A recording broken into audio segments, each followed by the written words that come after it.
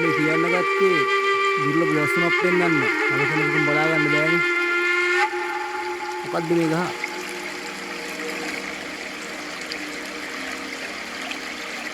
මේ ඇවිල්ලා තල ගහක්.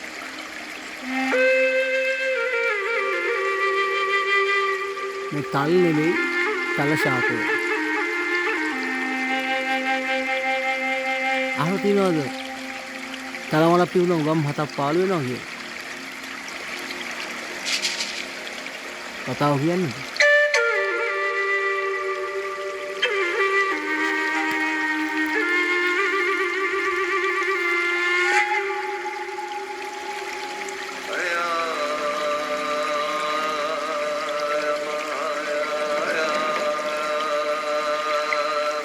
ඒ තලමල දැන් පිටේ ඉවර වෙලා ගෙඩි හැදිලා තියෙනවා.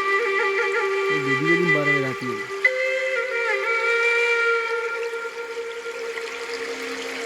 ඔය තලමලේ කතාව තමයි තලමල පිටුනට පස්සේ ගම් 7ක් පාළු වෙනවා. හේතුව මොකක්ද දන්නවද? ශක්තියව වැඩිලා තියෙන ශාකවල මල් පිපිලා ගම්මානවල මිනිසුන්ගේ ගෙවල් වල ගියතු වල වගා කරලා තියෙන ගියතු වගාවන් වල පළදාව නිරා ගන්නට මහත් කැපකිරීම රාශියක් කරන මිනිස්සු. බෙහෙත් පොහොර වලට සල්ලි වියදම් කරගන්නේ. ඉතින් මේ වගේ පළදාව හට ගන්න නම් බලන්න. ඔය අතරේ මේ වගේ තලමලක් පිපුණොත් මේ තලමල විශාලත්වයෙන් වැඩි තේරෙනවද ඔයගොල්ලන්ට? ඒක නිසා මේකේ පිපෙන මලේ සුවඳට ගමේ ඉන්න බඹරු ටික මේ මල වටේ ඔහුන් මේ ආහාර සොයාගෙන එනවා. එතකොට ඔයාලා අහලා තියෙනවනේ මල් පරාගණය වෙන්නේ බඹරුන්ගෙන් කියලා. ඒතර ගමේ ඉන්න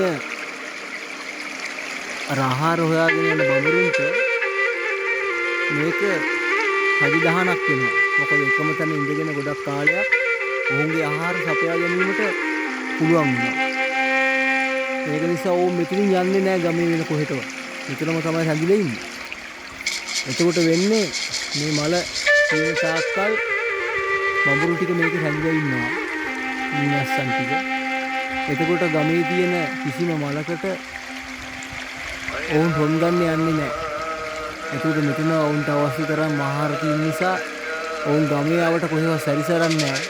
එතකොට ගමේ ජීවිත වගාවන් වල තියෙන ශාකවල පිටින මල් පරාගණය වෙන්නේ නැති හේතුවෙන් ඒ වගේ පළහට ගැනීම නතර වෙනවා. ඒ කියන්නේ අඩු වෙනවා. එතකොට ගැමියන් විසින් ඔවුන්ගේ ගොවිතැන්පත් සාර්ථකත්වයට ළඟා කරගන්න බැරුව අසරණ වෙලා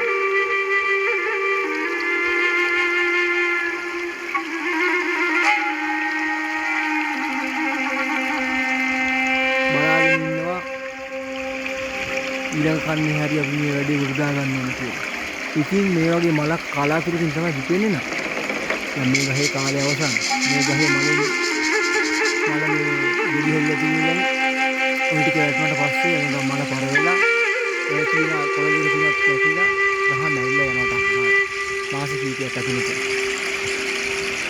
ඉතින් ඔයගොල්ලන්ට කතා කියන්න තියෙන ගම් හතක් පාඩුවා කියන කතාවේ कुमार